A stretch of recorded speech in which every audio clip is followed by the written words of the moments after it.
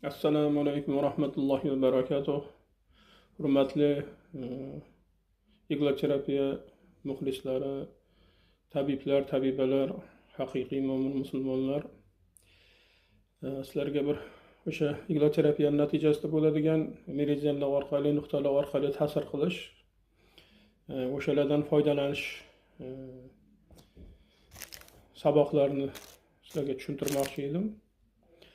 Mana hozir juda ham ko'p odam xotirasi susayib, miya faoliyatida ko'p eslab qolish qobiliyati susayish natijasida shu narsa bilan murojaat qilishadi. O'shanga bog'liq bo'lgan nuqta va o'shani kuchaytirish natijasida xotirani juda samarali tiklash mumkin. Hatto tom kitoblarni ham yodda saqlash mumkin. Yana esdan chiqargan hamma o'sha hamma narsasini yana qaytadan tiklab, aqliy faoliyatini yana ham rivojlantirish, miya faoliyatini yana ham rivojlantirish nuqtasini ko'rsataman. Bu shu burun bilan lab o'rtasidagi nuqta. Mana bunga bosib turib 9 gacha sanab qo'yib borib, yana 9 gacha nafas olib, yana 9 gacha bosib ta'sir qilish, undan keyin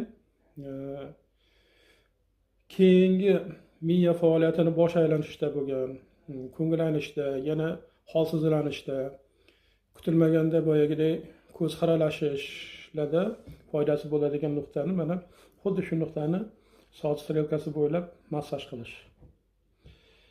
Keyin davleniya juda yuqori bo'ladigan bo'lsa, o'sha orqali bosh aylanish, saqar diabeti bo'ladigan bo'lsa, yana boshqa holatlardagi o'sha boyagi salbiy holatlar bo'ladigan bo'lsa, ana o'shalarni soat strelkasiga teskari massaj qilish orqali o'sha hamma faoliyatga yaxshi ta'sir qilish natijasi bo'ladi mana. Yana immunitetni oshiradi. Immunitetni oshirgandan keyin butun qon aylanishi ham yaxshilanib, masalan, holdan toyayotgan odam yo yiqilmoqchi bo'lib, hushdan ketishga masalan moyilligi bo'lgan odamlarni mana o'sha nuqtasini massaj qiladigan bo'lsa, juda ham yaxshi samara beradi. Bolalarni rivojlanishi sust bo'lganda, o'sha aqliy zaiflikda mana shu nuqta juda yaxshi samara beradi. Bundan keyin mana hozir mana oddiy qo'lda bo'ladigan nuqtalarga ta'sir qilish ko'rsataman.